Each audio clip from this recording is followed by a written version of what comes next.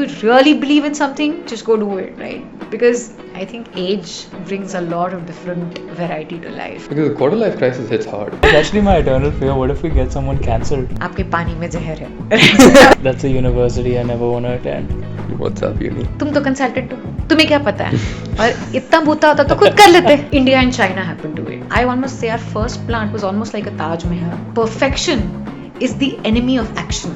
So it's almost like when you enter the plant, you see a wave of blue. What's India's total energy consumption, dude, you know? Yeah, today solar installed in India is 100 gigawatt, which is 100,000 megawatt. Pat my back to say, oh, you were a visionary. You thought about this at the right time. We are not our thoughts. We are the conscious which looks at the thought. You know, today is actually entrepreneurship is branded as sexy. Everybody just wants to jump into it. Everything you're passionate about, you will be excited about, but not everything you're excited about will be well. Passionate That makes sense. Unless you work 18 hours, you are not doing well. Because people are seeking external validation in some capacity. Openness is also where creativity stems from. We promise that we're not going to jail. It's a very casual, informal setup. You can abuse, you can say anything. After what's going on in the media today with Mr. Abdallah, I am not abusing anybody on screen, no chance. How do we feel about that? What he said was not needed for once, but it has completely blown out of proportion. So It has. yeah, it has. But I guess that's the state of media and everything these days. You know, it's it's become like- political also now, which is shocking. See, somebody was not in news at all, so he made something, so he's now in news. So everything is. Yeah. I mean, he had it coming for a long time. He should have been cancelled for a lot of the things he said before. This I don't agree. See, but that's everything the he point. said before, yes. You keep throwing, and then one day you're like stuck. And like, yeah. So. Well, hopefully that doesn't happen here. Please. It's fine. We won't get you cancelled. I promise. Magic of editing, so we should be I okay. would ensure that. Don't worry. That's actually my eternal fear. What if we get someone cancelled? It's gotta happen, dude. Like, it is what it is. We try to be careful, but these days, I don't know, people just flip out on the smallest of things. This, sure, it wasn't that small, whatever, but people just flip out on the smallest of things. You can't speak your mind as freely. Actually, I don't know if you ever could. But yeah, it is what it is. We'll be careful. We'll be good. It's also, I'm realizing India is very soft compared to the kind of things that I've heard said in America and in Europe. India doesn't take things as well. I would say India's a little bit more polarized. At times, even harsher But even things. the West now is. Yeah, would like pass by, and you know, like आपके पानी में जहर है. That is- The WhatsApp news is becoming a problem for sure. yeah, so That's a university I never want to attend. WhatsApp uni. WhatsApp uni, yeah. But no, I mean we've been looking forward to this, of Cool. course. so is it good? Do you see the frame? It's fine. All yeah, good. your Yeah? frame's perfect. Okay, perfect. Let's go. It's great for clips. It's great for the podcast. But no, honestly, we just wanted to sit with you. The goal here is to just humanize the journey a little bit, understand more about you, and of course everything you've built. And that's mostly the mission that we have with the podcast as well. To James Uncle, and that only at Mynzo Carbon, or SolarArise was SolarArise as similar. well. Yeah, Okay. we started SolarArise together. Oh, nice. Yeah. And where was that? 2014 is when we started, and it was a long journey. Actually, it started even earlier. So James and I met in PCG. Okay. So that's where we met. 2007 is when I first interacted with him. And again, BCG is a consulting firm, so you interact with a lot of different people and work across with them. But somehow working with James was special. And actually, that's where a lot started. My whole journey of thinking about solar started at BCG. Right. So yeah, so basically it was in a case that we were together on, and we were doing this mega trend study of where India would be in the future in terms of infrastructure. And like a typical BCG 2x2, you know, plotted everything. There was ports, there was roads, there was wind, and then there was solar here. So you realize that there was a big opportunity sitting there. And as a part of that study, I did an Excel analysis that proved that cost of solar would be cheaper than coal by 2020 as per my Excel analysis. And to give you guys a perspective, at that time solar was 18 rupees a unit, coal was 3 rupees a unit. So you were at 18, coal was at 3. I did some maths which said it'll go like one will go up, the other will come down, and there'll be one point in my analysis. That point was 2020, where solar will be cheaper than coal. And I was like, great, this is amazing. Then time passed by, the study was with me, you get busy with consulting, you're on a next case. I was in this next case at India at 75, where it was Dr. C.K. Prahlad, and showed a map of India, and he showed the Thar Desert, and on a Thar Desert he put a small box, and he said if you cover 7.5% of the Thar Desert with solar, it is sufficient to power the whole of India.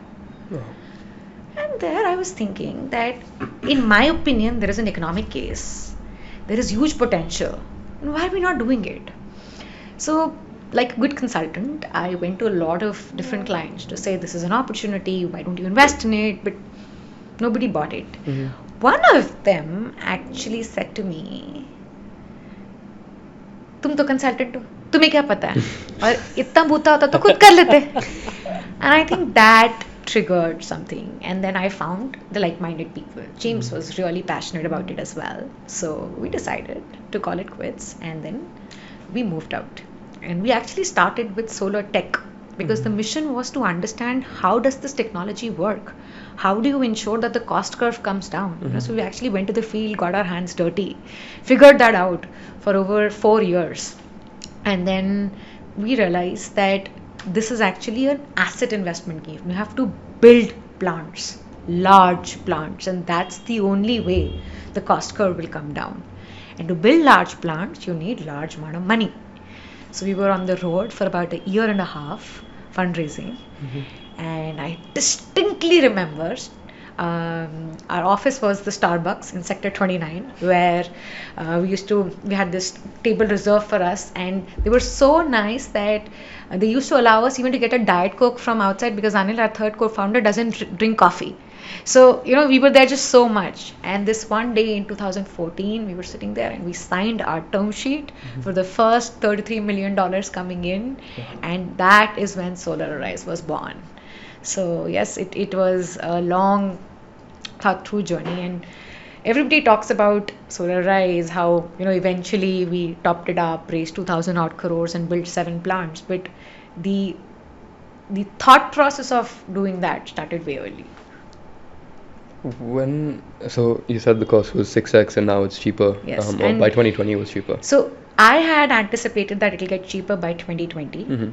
In 2015, we built a plant at 5 rupees, which was almost at grid parity. So we actually reached our vision 5 years earlier.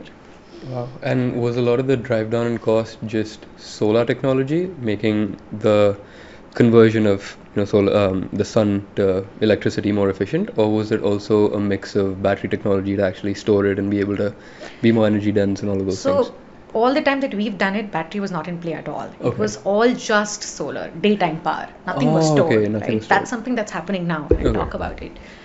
But I would say what happened was India and China happened to it. So India in terms of engineering, frugality, and China in terms of getting low cost equipment. So the modules, the panels that you use, they fell in price by almost 80% over the years, just by repeated innovation. And so was the construction cost. I almost say our first plant was almost like a Taj Mahal. We built it with air conditioned rooms, concrete walls, inverters were stored as if they were like that fragile being that you cannot touch. In our last plant, the inverters were put in a shed out in the open. That's how you learn. You keep doing, and you realize, okay, you don't need this much. You can cut this out, or you can cut this out. Or what about stacking things together? What about doing it like this? in one of our plant, instead of having neighbors, we used to have sheep who used to come graze and clear the area on the road. So it's like frugal innovation that happened over time, and low cost equipment and localization. As things become more localized, the transportation decreases, service cost decreases. So there was series of factors. So I would say that's the trend that you're seeing now as you move forward in batteries or in green hydrogen. You have to keep doing. Yeah. You can't, it's sometimes it's said perfection is the enemy of action. If you keep doing, all you have to do is action, and you make it perfect by doing it. And I think that is the whole solar story. And the government of India actually played a huge part in it, because at a time when you were producing power at 17, 18 and so on, like my first plant was at that price, my last plant is at 2.3 rupees a unit. Wow. Flat power for 25 years, right? But in that journey, you needed somebody to buy that power, right? And that offtake agreement came from the government of India. So they have a very good, huge role in making this a reality. Well, let me ask you guys, I keep saying that I have these 7 plants. How big do you think one plant is? Say a 50 megawatt plant. How big do you think is a 50 megawatt plant? Including all of the area of solar panels, I would assume 50 megawatts. 50 megawatts. So like compare it to something, some benchmark, which is easy for. I would guess. I literally know nothing about any of this, but I would guess somewhere around 1 acre, that area. Yeah, but what is 1 acre? Huh? Largely the size of Worlds by East. Yeah. So give or take. A 50 megawatt plant is like 200 football fields put together. That's the size of just a 50 megawatt plant. Wow. Right? And all of that is just covered with panels. So it's Wow. almost like when you enter the plant, you see a wave of blue, and the air above the panels is slightly more heated. So it wiggles like this. So when you see it, it almost feels as if you're seeing electricity. Obviously, you can't see electricity, but when you look that emotion, and I still remember that emotion when I entered my first site.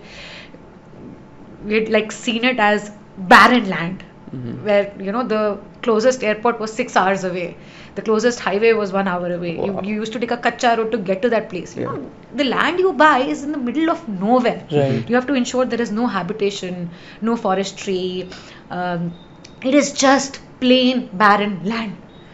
So from that to a energy generating source which will generate energy for the next 25 years, that transformation is something that just keeps you going on, and I still remember, and I still keep telling people that vision of blue the first time I went there, and almost like the way the needle went on the commissioning was how my heartbeat went, like zig.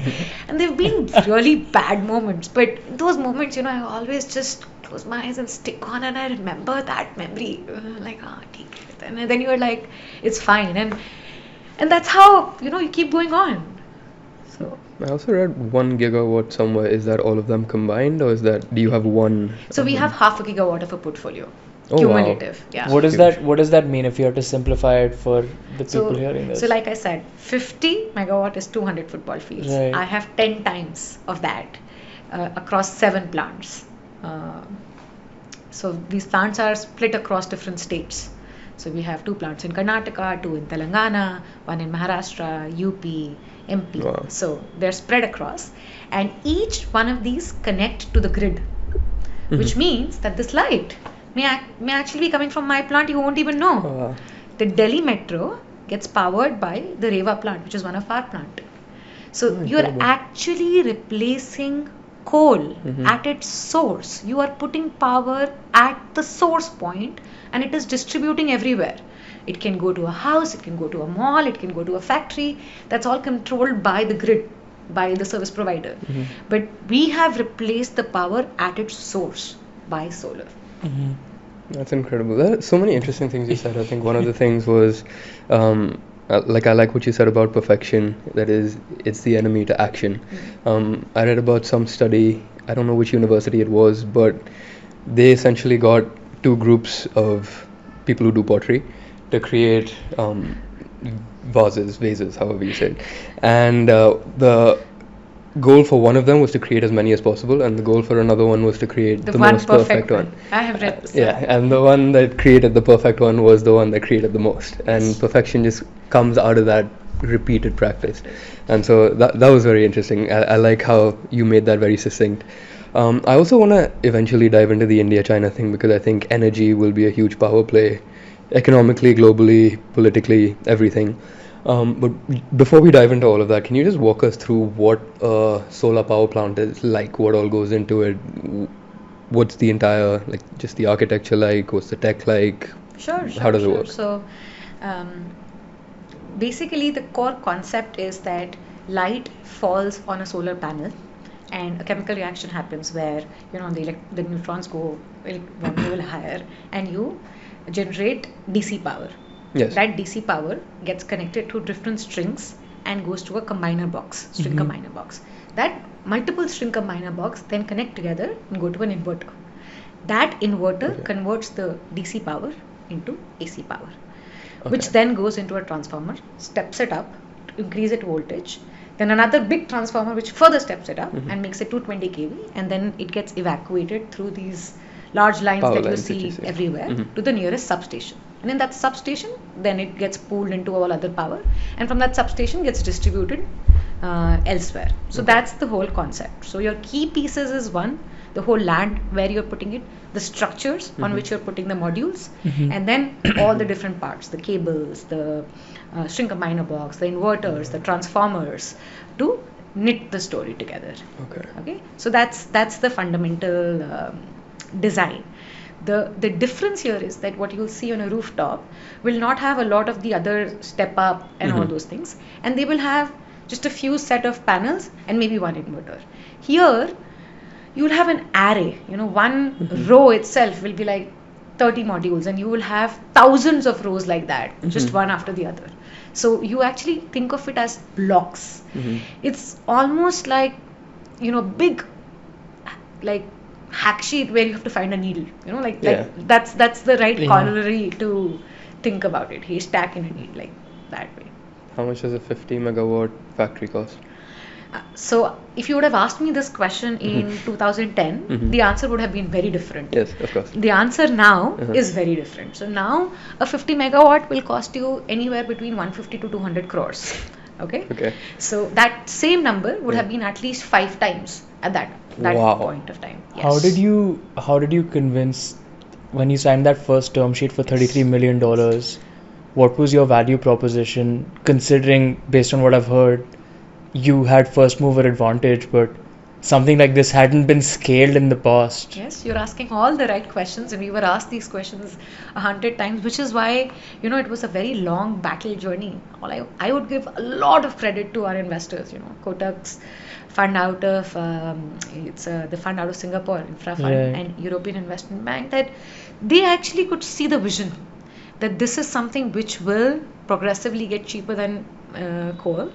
And two, I think the fact that we said that each asset in itself that we create will be valuable. You know, we were not the ones who were saying, okay, let's create a portfolio and the portfolio will magically have some valuation. Our game was very different. Our game was, we are gonna create quality assets. Each of these assets will generate cash standalone. Okay, the sum of that portfolio, the sum of that, the portfolio will be valuable just by the fact that each asset is valuable.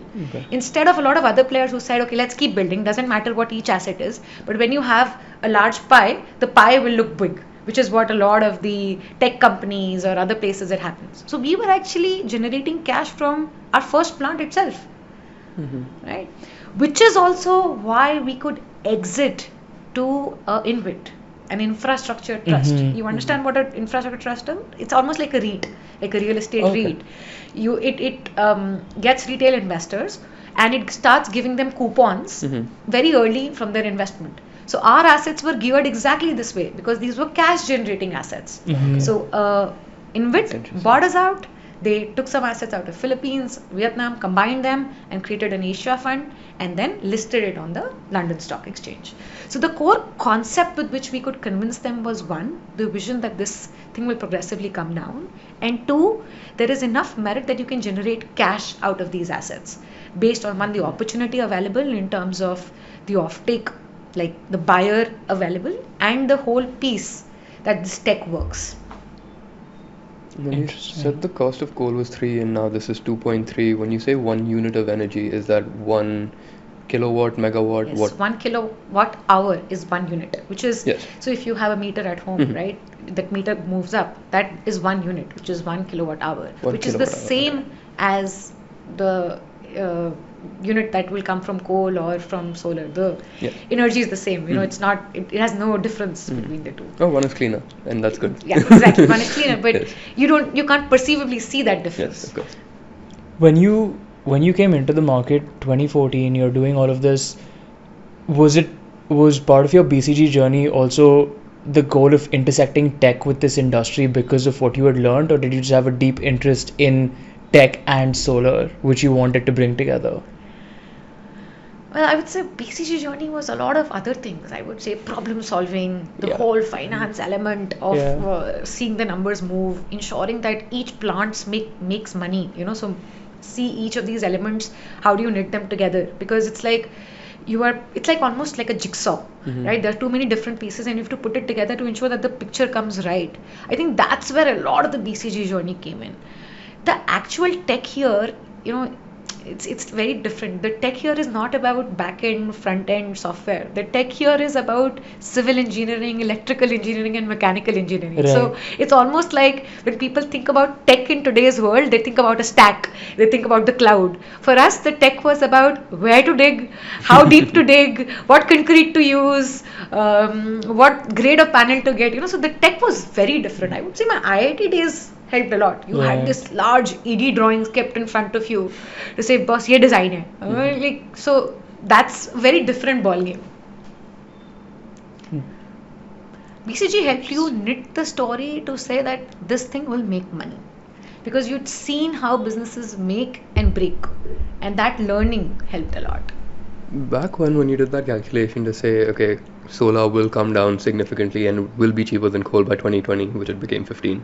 What was that calculation like? What were the different things that you were looking at? How did you create that forecast?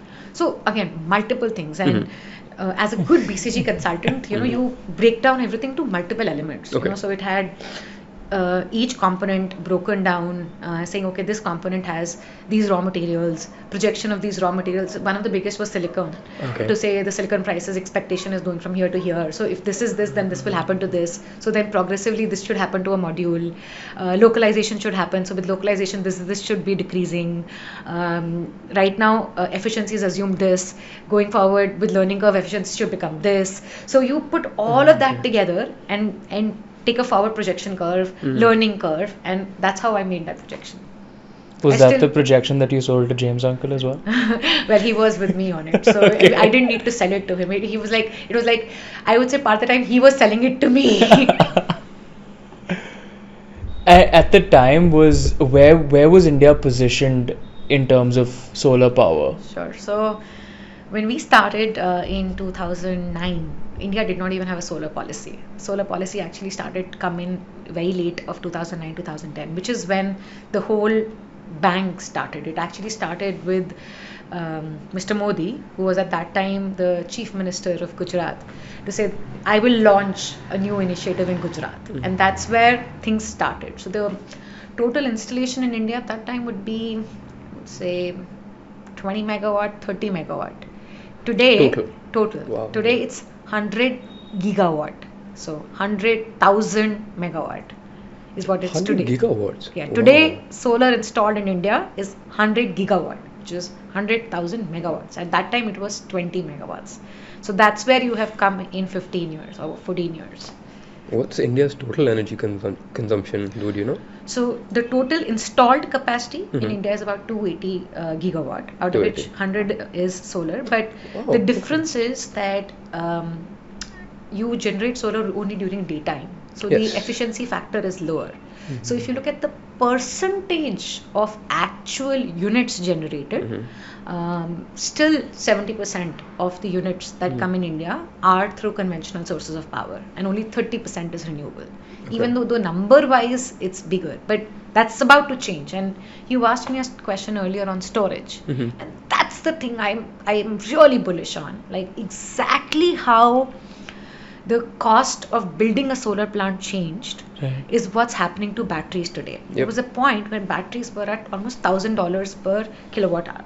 Now they are at $150 per kilowatt hour, which means that you can actually store solar power and produce 24-hour power and supply to the grid in sub 5 rupees. So imagine if you can do that. You have a plant takes less than a year and a half to come up, right? It is economical. Capital is available because it makes money. Land is not a problem. Labor in India is available. Material can be done. Just think about if you keep expanding this progressively and technology keeps supporting it and better batteries come up, better and better tech comes up, you would have so much power, right? Like it'll almost be like a solar revolution. You will have to start thinking about ways to what you want to do with the power. So that's why I'm really bullish on the way this story will unfold going forward now. How do you store solar power? So what you have is what is called a battery energy storage system, BESS. These are like large, great scale batteries. So lithium ion or lipo or something else? So can be multiple these things. So one is a chemical combination, like a simple lithium ion battery. That is one option. There is also possibility of doing different stuff. You can use that to run a turbine, generate heat. A lot of different options. But there's also pumped storage, which means that you actually you pump water up or something. And then keep it ready, and at the time when you need it, flows down. Get it down. So there are different options available. The one which is falling in cost the most right now is batteries. The one the government is also pushing more because it's cleaner is pumped storage, but then it needs a right site. It takes a little longer. It takes about 4 years to build a pumped storage plant. While battery is like instantaneous. But it's almost like you must have seen like earlier these inverter solutions at home where you used to have a backup unit at home. The light used to go up that used to have a small battery. Just imagine that into 100 or maybe 1000. I think those were alkaline batteries, because I remember those were alkaline batteries. Liquid You used to add water in that. Exactly. Okay, so that's what interesting. I'm guessing the cost of those is also the lowest. Yes, that's the one which is falling now. Okay. Yeah, and again, right now that's falling because it's China. But that's now work that's needed in India. Module is, as in the solar panels, is a different story. Now India's domestic module manufacturing capacity has skyrocketed. All because of the efforts that have happened at a policy level. And there's also been ensuring that there are duties, like basic custom duties, so that China doesn't dump its material in India. So there has been a lot of support to grow the domestic module manufacturing sector, so much so that there's also export happening now of the solar modules to US and other countries, right? So similarly, exactly like that journey, that same journey will now happen on batteries. You have to first build, show potential, and then scale. And when is the time to scale is when you need the manufacturing behind it. So that's the story that I see happening. At today's cost, so it costs you something like 2.3 rupees per kilowatt hour. It's 250, 300 CR, whatever, for a 50 megawatt plant. But you can also only generate electricity about half of the day or 14 hours, whatever the case may be. So given all of that, how long does it take back to make back all of the money that you invest in a power plant?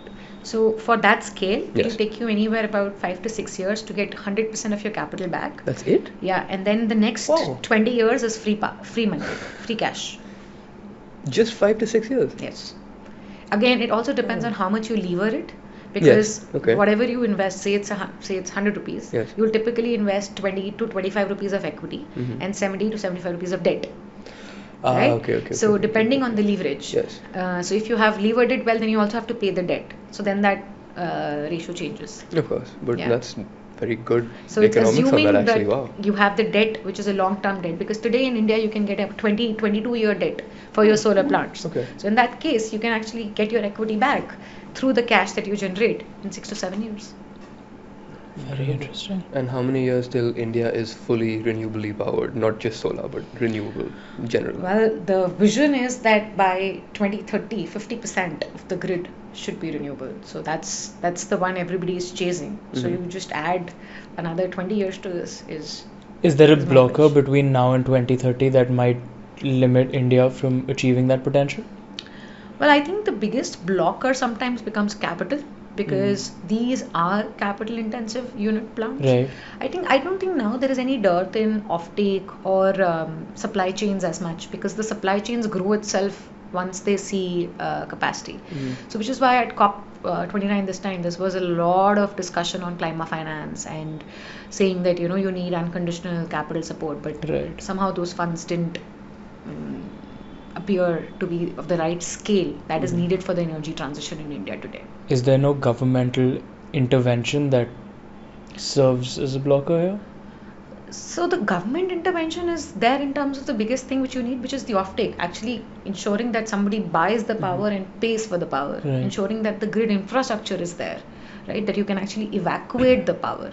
But the government traditionally has not been the one which invests in the plants, right? Because these are all private establishments. These are not public infrastructure. The public infrastructure are maybe the lines or the other places. The government here is more the enabler to ensure that if you invest, that thing actually generates, or maybe ensure that there is a trading mechanism where you can trade it off and somebody else can buy it. Yeah, if the government was involved in the plants, I think it would be a lot longer than 5-6 years to get your money back. Exactly. The second they have to sponsor something, it's a no-go. Well, for me, in this solar journey, I would actually give a lot of No, credit okay. to the I'm ministry, joking, right? yes. Because this is a very policy-driven, a Absolutely. very heavily government-backed sector. So, everything moves and breaks and makes only if some positive call is taken there. I think part of it also factors well into the Atmanirbhar, where we want to become Yes, more sustainable, more exactly. renewable. Exactly. And Atmanirbhar, Make in India, which is where how the whole manufacturing has come up, and the whole life, which is the life for environment Yeah. concept. So that's the ones which have actually driven this. And it all started, like I said, in Gujarat with that Mr. Modi's vision, and that's where it Yeah. became. He was not even the prime minister at that time. So It's also, we have a pollution crisis over here. Brian Johnson came to India for I think 3 podcasts, and when he made videos about it later, he was just shocked that Indians are just okay with this. yeah, And then he was left making one podcast to say, Yeah, right? he did. He in the middle of He the walked podcast, up in the he Nikhil said, Kamath. I'm not doing this. It's like the AQI in this room is just. yeah. But that's also for the views. Probably, I definitely. believe he Yeah. did that for It's the for the views. views. But he was making that comparison of, like, I guess a lot of countries have that invisible thing that kills you. Like in America, it's obesity. Over here, it's pollution. And like with the things you're doing, that should help alleviate a lot of those problems. Yes. And just energy in general, right? Because as we've seen society progress, the per capita consumption of energy and just overall consumption as well has increased significantly. Like there's a direct correlation between the amount of energy we use and the quality of life we have. And so I think I don't think that trend will ever stop. Yeah. We might get more efficient with how we create energy, but the energy usage will always go up. Yeah. And so I think renewability is the only way forward. And For that's sure. actually a good way to segue into how you think India will be a global player in this. Because China, I think maybe a decade ago or so, maybe a little more, they made that bet on renewable energy being the future and being the most important commodity. And so they're far ahead of everyone in that aspect. How hard will it be for India to catch up? Does India have to catch up, or can we be a global superpower without that? I What are your actually thoughts on believe that the biggest thing for India is to first become self-sufficient, right? Actually, power within, that? Yes. right? Yeah. And because our growth demand is so high that just to be able to manage the domestic demand itself, if you can do that, Yeah. that's more than sufficient, right? Thinking of, I don't even aspire to say how do I become a place which can export equipment or solar panels or batteries. I actually envision to say, how can I ensure 100% of the Indian power with the growth demand gets to clean power? Because once you have done that, right, and you can generate more, you have actually solved so many problems that the ripple spiral that it will create will automatically put you ahead in the zone, right? And that's what my vision for the country is. And in that sense, I don't even think I'm competing with China, right? Right now, where you're struggling is that the difference in the cost of some major equipment is so stark that to actually even experiment and learn, you need to import. And I actually don't think that's a bad idea. So, like 2010 to 18, almost all panels that we bought, we imported them from China. Why? Because at that time, the Indian panels were still 2 times the cost. And you are already generating expensive power. So somewhere you have to believe that this is that stepping stone which will get you to a place where then you can pick up the next big problem. You know, Kedana, don't try to tackle all problems together at one point of time. That is exactly this solar example, right? You had to say, okay, what are the 2-3 things that I want to clear out? Let me clear them out. Let me get tech out of the question. Because earlier people were even questioning and saying, will solar even work in India? There is so much dust, there's so much pollution with rain. Shading, will solar even work? You know, you had to solve those kind of questions to convince lenders to lend you. You used to be sitting outside in lender's office for hours to say, boss, this is a project. He's like, I don't even know if it will give my money back. You know, so at that time you can't question and saying, where is my equipment coming from, right? You have to take baby steps, get to a place and then say, okay, now how do I ensure this is all domestic? So was the dust and pollution a problem? It is, but it was a solvable problem, right? You had to ensure that your cleaning cycles change. Right? There's growth on the ground. So how do you ensure cutting happens? How do you innovate that so the strings don't limit? Because there's a lot of technical elements here. The lowest generator of the string is what the string can generate in total. Yes. Right? So you have to ensure a lot of AI-based tech is put on top to ensure that, I actually know which is performing better, which is not performing better. And that's something we did a lot at SolarArise, you know, because like I said, it's like finding a needle in a haystack. So how do you create like a digital twin of your plant to figure out what is performing, what is not? Like if X amount of sun falls, Y amount of generation should happen. But the generation is not Y. Never it's is. 20% less than Y. Why? What happened? Where did it get lost in the process? Now I can send an engineer, but that engineer has to go around acres and acres of plant. Instead, if I pinpoint to him that, okay, why don't you go and check this area? This is looking like a problem. Then it's a more solvable process. So that's the learning curve that happened over time. But there seems to be so many technical elements to this. When you're trying to create that digital twin even, how do you factor in all the variables effectively enough where you even get to Y minus 20? Yeah. So while there are a lot of variables, they are all quantifiable variables. It's actually something like when you make a drawing, engineering drawing, right? You can predict a potential outcome because each element says efficiency, this much input, this much output. So you just stick them together, knit them together. You know exactly what module has been put on what string, how many of those string combines to go to one combiner box, how many of those combiner box go into one inverter. So each one of them is very perfectly engineeredly defined, and you know how much input is coming, so that each level of loss of what should be the ideal loss, you can get the output. What happens is it's not the ideal loss, and that's what you have to figure out, which area is not working to give you that ideal loss. What's the solar efficiency that we have right now? So again, it depends on how much modules you put in, but you can actually go up to 30-35% as well. So on a it's something called a DC-AC ratio, which means actually for a 50 megawatt plant, I may be actually putting 100 megawatts of modules. Okay. Right? Yes, So yes. you've put more DC, more modules for the same amount of AC, which is why the efficiency have gone up. If I put a 1:1 ratio, it will be like 18%. Okay. Interesting. I'm pretty loving this story because you started out as a consultant at BCG, and part of what consulting is supposed to teach you is you go very horizontal, right? And you learn the ropes in 7 to 10 different industries. Few people are able to figure out the vertical. A lot of your story has been dictated by just the vertical you picked. Couple of questions here. One, when you decided to quit BCG, was there some innate fear attached to that? And number two, how did you find the vertical in such a horizontal industry? Okay. So I'll ask them the second question first. Okay. How I found the vertical was the story I told you about the two different things, that I found a opportunity and a vision, and somebody challenged me. So I said, well, let me go figure it out. And what I also found was a co-founder, which is a very critical thing in something like this. I found a person who believed in the vision along with me, and I trusted him to jump into it with him, right? First one was actually very difficult.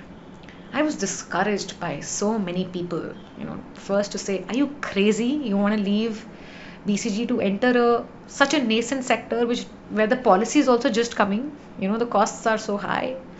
Two, you want to go into infrastructure, like you'll be at site, you'll be here.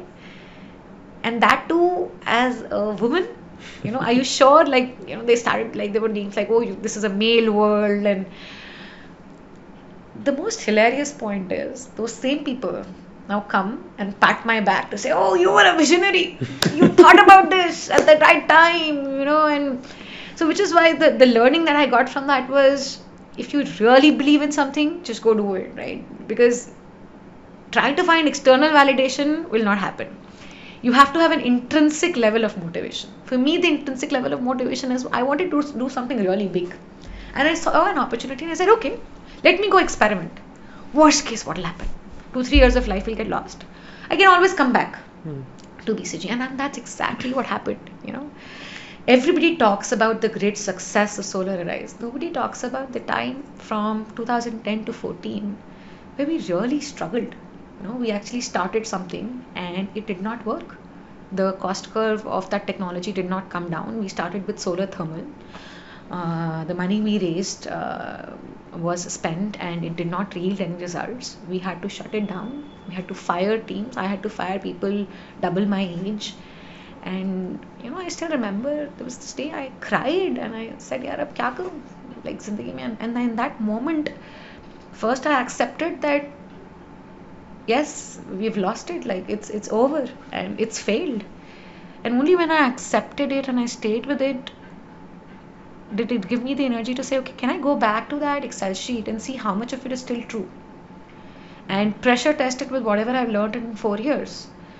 And I did that and I said, boss, ye to sahi hai, this is right.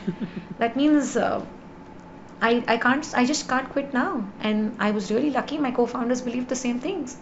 And there were times when they were carrying me and there were times when I was carrying them. And that's the beauty of a team, that you start enjoying the journey. And then we said, okay, let's go out again. And we spent that 1.5 years trying to raise money for SolarArise with that new learning to say, now it's not about proving how to build, but actually building the assets and becoming an asset manager, a consolidator. And that's what we did. And SolarArise was born, which also tells you everybody celebrates success. Yeah. But what goes behind the success, nobody talks about. I always say entrepreneurship is like that roller coaster ride, which has a lot of highs. It also has a lot of lows and a lot of fears that you have to go through. And you should have that ability in your gut to go through it. It's like a long marathon. It's not a sprint. Kyute kar liya. Another guest that we had, what he said, or she said, I don't remember who said it, but every success story, every overnight success is a decade in the making. And another guest that we had before that said, whenever you're trying to make it big in whatever you're passionate about, everyone is going to tell you that it's too risky, you should take something safer, look at your options, opportunity cost, all of that. But those are the same people that once you make it, they'll come back, I always believed in you, and all of those things. Yeah. And so it's never really worth taking advice from someone who hasn't about something if they haven't been through the same thing. Exactly. Because they just don't know. Yeah. And I also always think that you need to have one intrinsic motivation factor, something which is yours. It can be something as small as saying, I want to do it for my mom. It can be something really small, but it has to be yours, because the time when you are down, in your low, you will actually latch onto that intrinsic motivation and come back up, because there'll be a lot of times you'll be low. Right. So you need to have a very big power element within you to bring you back up. What was each that for time, you? right?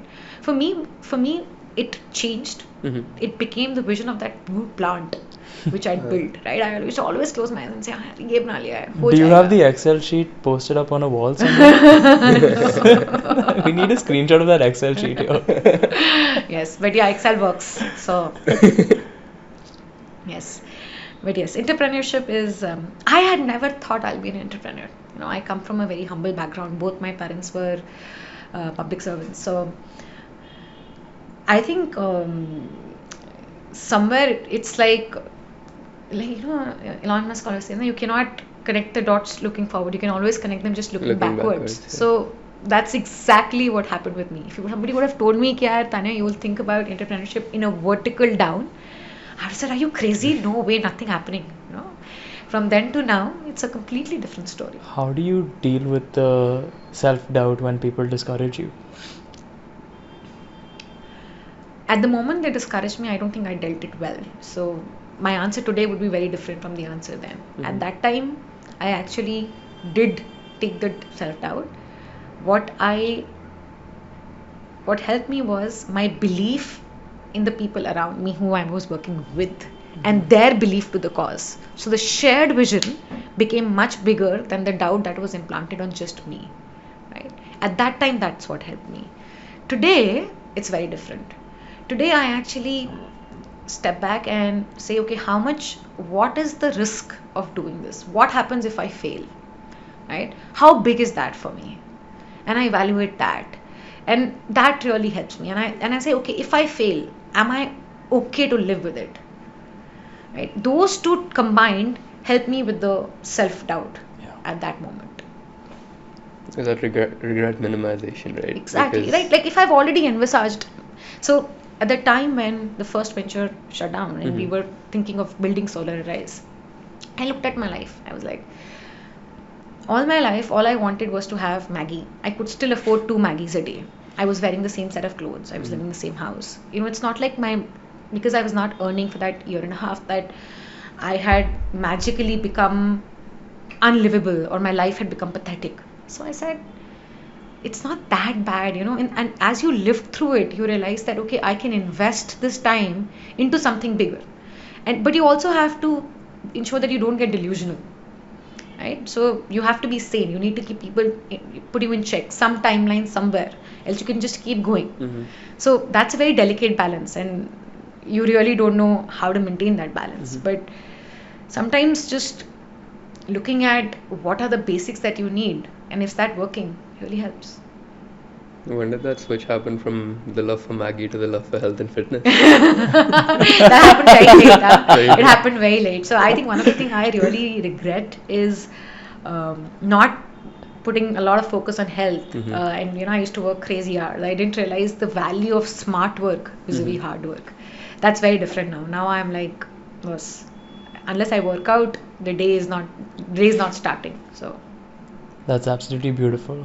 But I'm curious that you took such a big risk with, like you mentioned, your parents are public servants, right? We grew up in India in a relatively de-risked household. I would actually argue it's a very de-risked household because majority people take the more linear cookie cutter path, and that's okay as well. I mean, a lot of people do phenomenally well on that path, so no shade on that path. With parents who have been public servants and you taking the path you have, how do you convince them of what you've chosen to do? That's a great question. I think partly what would have convinced them was they did not even know what BCG was when I was joining BCG. My mom actually thought, there is this tika lagta hai, like, that vaccine. I think BCG vaccine. Yeah, so some similar vaccine. To that, what kind of healthcare company are you going to? So when they saw what I became at BCG and also what I was earning at that time, in the 4 years of earning, they realized that the view of the world that I am taking is more evolved and different from the view of world they are in. Because cumulatively what I made in BCG in 4 years was way more than they thought I would be. Right? And that's what, one, gave me the financial freedom to say, I want to pursue this. If it doesn't happen, I will accept that I was the one who took the call. And two, give them the confidence that she could figure this out. We could have never figured a BCG out for her. We would have idly asked her to give a UPSC exam and go to one of these things. And my mom is a professor, has been teaching in the DU for the last 40 years. So she would have actually chosen about, yeah, education is so good for girls. Why would you do that?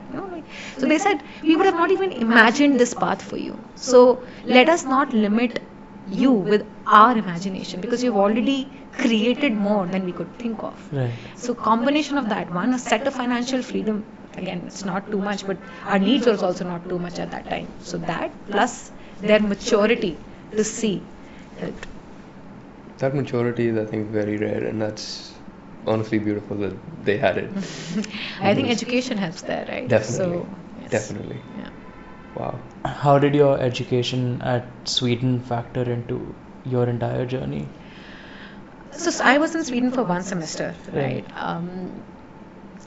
I think there, more than education, it was about seeing multiple cultures coming together. For me, it was my first visit outside India. Like now it's very different, kids are flying again, but I come from a very different background. So I'd for the first time seen any other country vis-a-vis India. So learned how things move, and eventually when I was pitching to European investors, a lot of that came into thing to understand how are their cultures, how do people there are, Indians behave a particular way. So Sweden for me was more exposure of the larger world, exposure of a different education system, of how you study in a different way. But not one specific part helped, but the overall ambience of getting out of your safety net and going out alone to an unknown country for the first time was the icebreaker that helped. So yeah, you can go to uncharted territories and it's okay. You'll be fine. You said that, I just want to take it back to the previous question, because there's an interesting line of thought that I would want you to just talk about. You said your parents were very open-minded in that they didn't want to limit you based on what they thought was possible, just because of how dynamic the world is and the new age that you've grown up in. I'm assuming you have kids. You do? No? Oh, okay. Well, then that question goes out the window. I was gonna ask you, if you were raising kids, how would you think about not limiting them but support them in the right way? Like, how do you support a kid in the I right actually way? think that if I'm raising kids, I would be learning more from them. The way the pace at which the world is moving, Yes. and the amount of information out there. I don't think I would have any say to say, "Bas ye karo, ye karo." What I can be is a guiding net to say, maybe we can think about this, or put safety zones. To say, oh, you're getting delusional if you reach here, some things like that. Yes. But beyond that, the worldview is changing so quickly, and the kind of exposure that kids are getting. It will be wrong at my part if I think that I can actually define a career or this thing for them. What I can be is an enabler to say, okay, you want this, I'll be there. And also a supporter of when they fail, for having somebody, a shoulder to come back on, so that they are not afraid to fail. Why do you think the younger generation now, we speak from experience in that a lot of our friends, people in our general age group, take the safe route. They don't have the same mindset of we're okay to fail, even if they have the fallback. And I think, no shade on any individual person here, it could be anybody. Why do you think the younger people take the safe route when sometimes you really don't need to? And to add on to that, it's not just like people who don't have that mindset or are not ambitious and want to do those things. For us, for example, like, we have these conversations, we also know that you have to take the leap at some point, but it's just hard. Like, I don't know, there's just some mental block at some point that just stops you. It is hard. I think not having had the life and the luxury you want and the aspiration of having that sometimes pushes you to take that leap of faith. The aspiration of achieving something, both financially and as a reputational thing, gets you there. a lot of the times when you've actually seen those comforts, you've already been through it, you don't drive and strive for them. Maybe. I'm just thinking out aloud. Having said that, the percentage which would have been there in my generation vis-a-vis this thing may still be the same. The percentage of what? The people who take a leap vis-a-vis not may still be the same, because it's not like, what you see is just the 0.0001% delta. You don't see the 99.99. So maybe the percentage is still the same, and you are just reading to say yaar ab kam hai tab zyada thi. But there might also be a factor that the level of comfort to say yaar I've seen the life, the nice life, it's fine, this is I don't need more, may also be there. The life I grew in was I wanted more. I wanted to be in World Spa. I wanted that. I had to drive hard to get that. So there's a Maslow hierarchy of needs. Right? If you're already at the third or the fourth level, right, the aspiration is there. But if you're at the ground level, you have to aspire to at least get to the third, fourth. Do you think that self-actualization is attainable? I haven't got there, so if it's attainable, I want to know how. I would love to get there, but there are people who have got there, so it is achievable, but the path is different for everybody. What does that entail for you, after having achieved as much as you have? I'll be honest, I'm very confused today in life, really confused. Why? Because interesting. Okay. The motivation factor for what you used to do, you've already, a lot of that you've achieved, right? So, what do you strive, work hard for has to be something bigger. And I keep evaluating and re-questioning that purpose. So, I'm still on that exploratory journey to say what next, why, big. Sometimes I look around and I question, kyun nahi, ye nahi.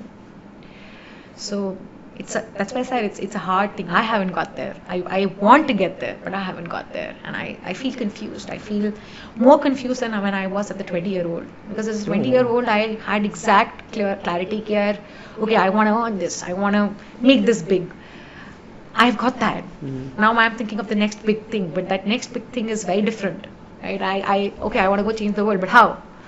Right? I want to create this impact, but how? So that time it was more me. Now it's more larger. When it was more me, it was easier. It was easy to please yourself. Now it's I want to please a larger world. It's a bigger problem, so more difficult. It's very interesting that you say that, because that's actually something that I've thought about a lot. Is I'm relatively ambitious, and I'll work a good 12-hour days, 16-hour days. Like, it doesn't matter. Right now is the time to build. And then I think about, okay, but when will I do this till? Is it a certain milestone that I'm working towards? Will this never leave me? And that thought actually does scare me a little bit, because right now it's not enough. Sure, I'm young, it shouldn't be enough. But what if nothing is ever enough and I'm always striving for something more? Can I or will I ever reach a point where, I'm dissatisfied? Because I don't want to be satisfied now, sure, because it's a driving factor, but at some point, fuck, like I want to live, like I want to be happy with that, right? With what I've built, what I've done. So that's why I'll say, I think age brings a lot of different variety to life. You can't even imagine what you'll think when you'll be 40, right? Right now you're sitting in your 20s. Don't even try. I would say this is like the most blessed time that you have. Oh, so just be with it. Don't worry about that thing there, because when you're there, you will have this 20 years of deep experience behind you to guide you to say, yaar, ye karna hai ki nahi karna hai. So, what would you say to 20-year-olds right now who are feeling really confused? Because the quarter life crisis hits hard. Yeah, I would say. And when it hits hard, it persists. It persists. First of all, the first thing I'll tell them is, please don't be upset to be confused. It is okay to be confused. You first have to accept that I'm confused and stay with that confusion. Because the answer lies in that confusion. What does the confusion mean? Confusion means multiple options.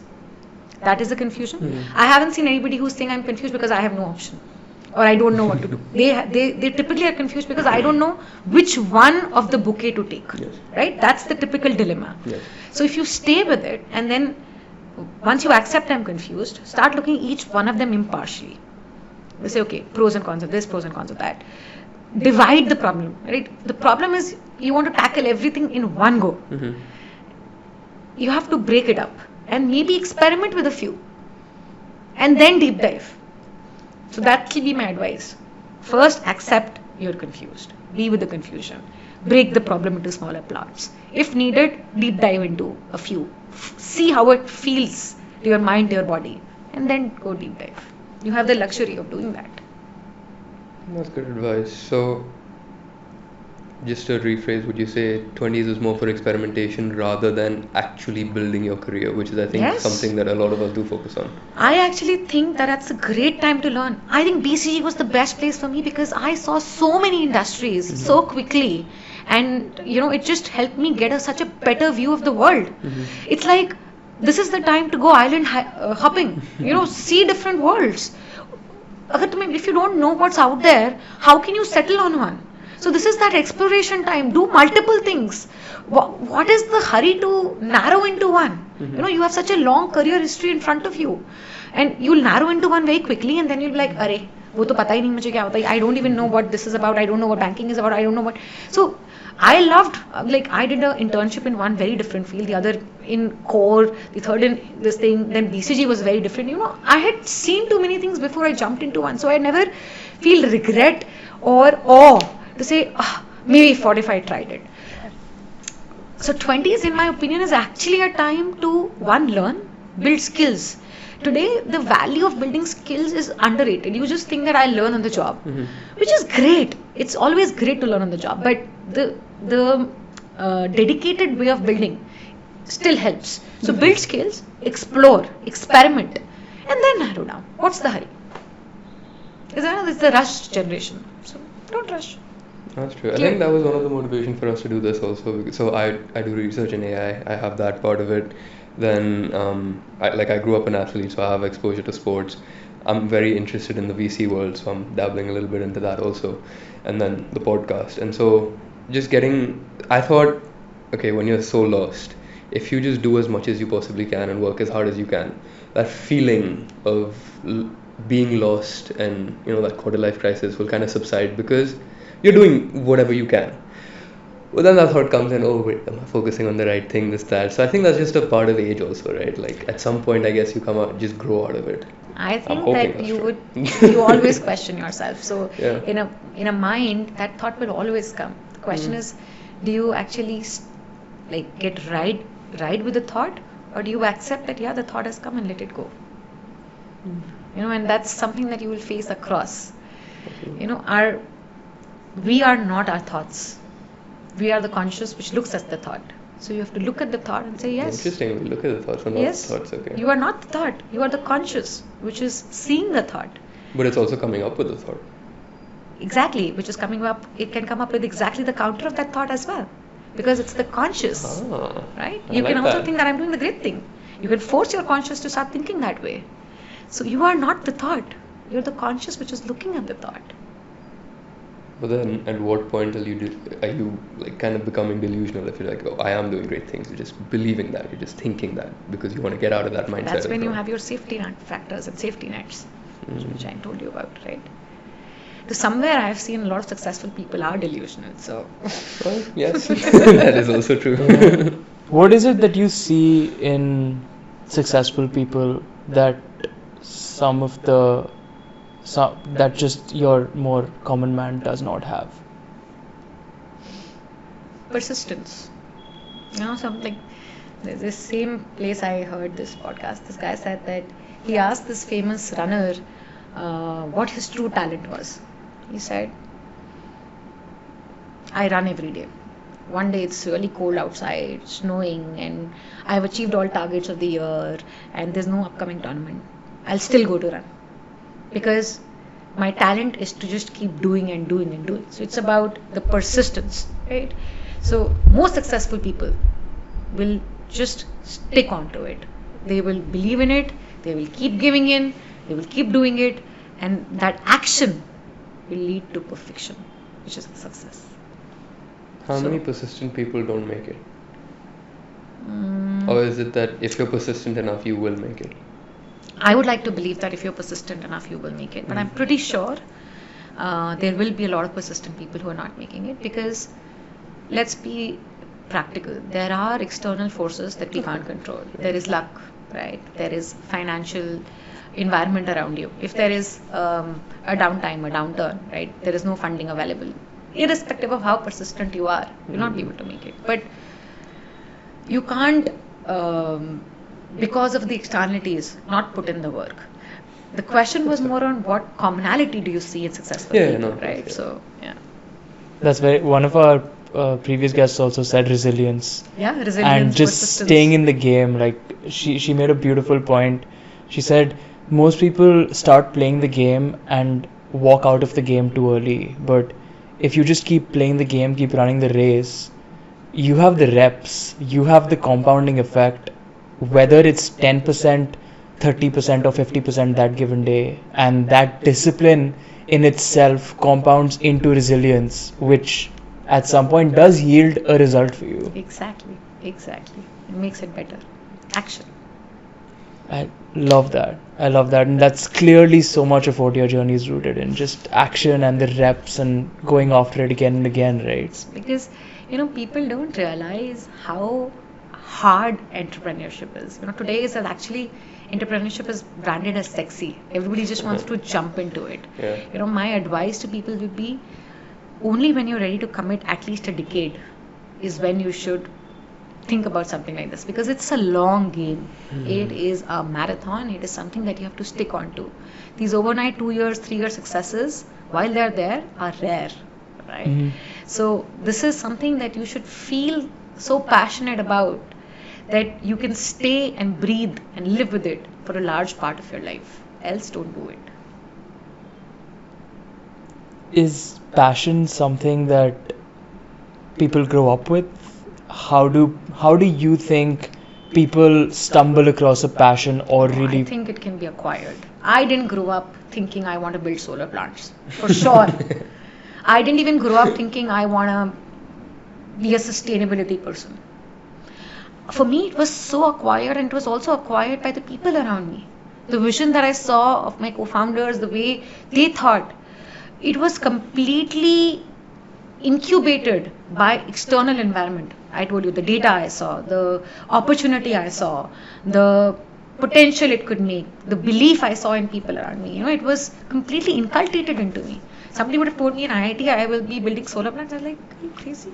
But is there some kind of segregation between excitement and passion, or do you think that they work in tandem largely? No, you can be excited about multiple things and not be super passionate about it. But typically what you are very passionate about, you may be very excited about it as well. So it's a one is a union of the other. Okay, so everything you're passionate about, you will be excited about, but not everything you're excited about, you will be passionate. That makes sense. Is my sense. That's interesting. What does passion mean to you though? What is that underlying trait of passion? When you'll do it even when you're low is when you're passionate about it.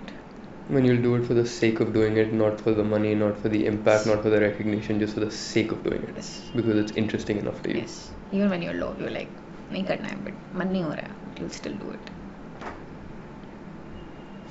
Have you found an escape in some of those lower moments, which has nothing to do with just working?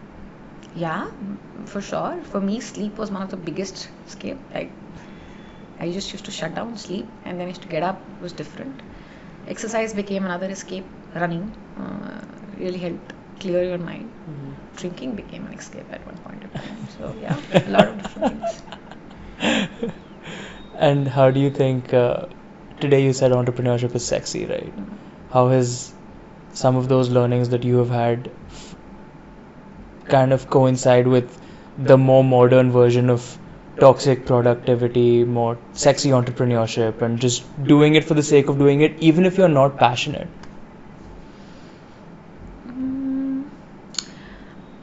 I see no harm in doing it something if you genuinely believe in it, even if you're not passionate about it. If you see a good business case in it, I actually see no harm. Why? Because creating a good business needs to be built on multiple factors, and the biggest is ensuring that there is a value prop which makes economic sense, right? And you can be passionate about that economic value prop, not the subject itself. So that I don't see.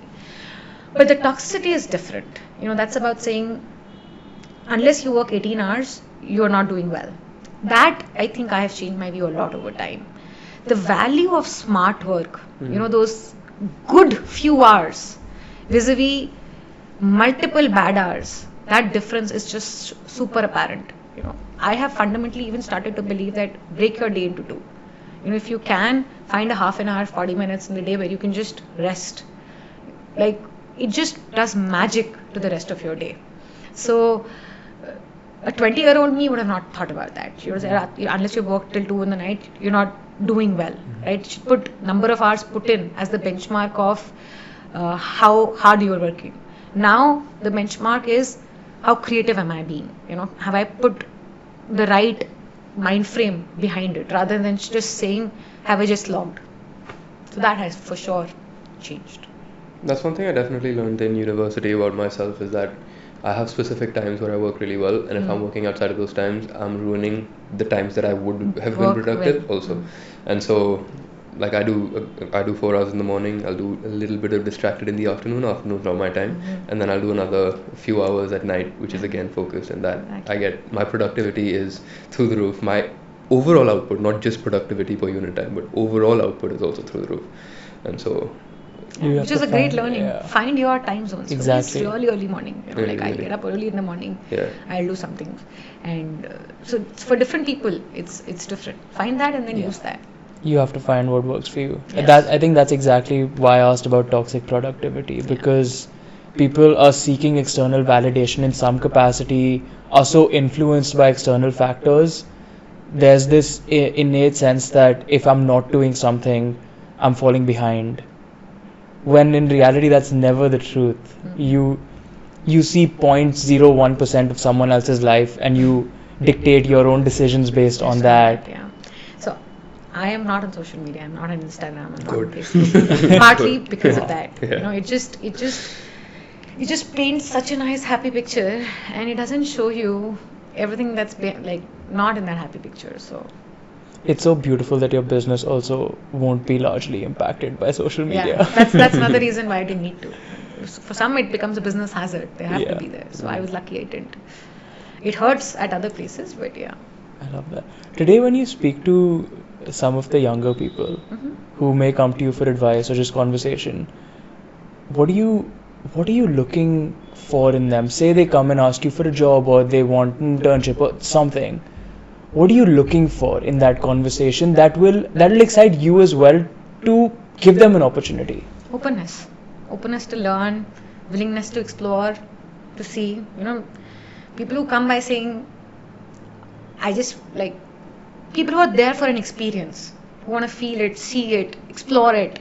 That openness is what I typically look for, because that's where you can add anything. If you're already coming by thinking, I know it all, I'm here for a job, I want a good brand, I want a good this, then yeah, fine, sure, you'll get money better than me. But if you're here to just learn, then we learn together. It's both ways, right? That relationship is the value comes from them as well. Yeah, because if you're open, you'll put your brain to it, you'll bring something which will be new for me. So we'll learn together. Openness is also where creativity stems from, right? If you're not open, you can never be creative. Yes, true. That's gorgeous. I think the last thing we would want to know is, we've spoken about this for multiple different variables, but if you just had to leave more of a piece of advice for people in their 20s, what would that be? Go broad, explore, build skills. Don't try to immediately think that you will find that one gem career or line of thinking that you want to stay your life with. I sincerely believe 20s is the time to explore, to see, to imagine, to figure out the possibilities, what resonates with your body, what energizes you. Feel not just what it does externally, but what it does internally to you, right? Because your body tells you a lot. And don't be in a rush to settle down. Always, every way, personally and professionally. Don't be in a rush to settle down. What would be the top 3 or top 5 skills to acquire in your 20s, and top 3 or 5 whatever things to learn about yourself in your 20s to set you up for success later? Yeah, it's a great question. Skills to learn, some of them are innate, but you can build. Curiosity, right? Because when you're curious, you just become more open. Problem solving, for sure, right? Because that's how you start fragmenting and seeing things. And communication, very important. Speaking, communicating well, because that's your building stone for wherever you go, right? If you can solve problems, communicate well, and you're open, curious, a lot of the things will fall into picture. So those were the skills. What is learn second? About yourself. So like one of the things you mentioned is learn when you work the best. Maybe Yes, that's one of them. yes, Maybe it's yeah, not. but What are those? I would say when you work the best, Yes. and how your body feels on different things, Like food wise and exercise wise. And anything, this and- right? Different activities, which will Okay. tell you what is in for you and not for you. Because if you're saying that, oh, the world does this, that's why I want to do it. Yeah. But figuring it out for how you feel about it. So that's a very good time to explore. And I also think it's a great time to create meaningful friendships, because the friendships that you make at that age are the friendships that stay. So invest in them. I'm saying don't be in a rush to pursue so many other things that you don't nurture those bonds, because those bonds need time. Yeah, they could be that, or they could be some of the reasons you end up in prison later on in your life. But we'll find out. They can't be the reasons who take you out of the prison as well. Who's gonna bail you out? Exactly. Ridiculous. Who's gonna put me in? That's what I'm worried That's about. fine. She said you have to be a problem solver, right? Oh wow. Anyways, stay broad, stay curious, stay open. Make sure to reduce your carbon footprint. Follow Tanya on LinkedIn and keep watching Panoramic Perspectives. We love you all. Stay tuned for the next ones. We promise that we're not going to jail. I can't wait.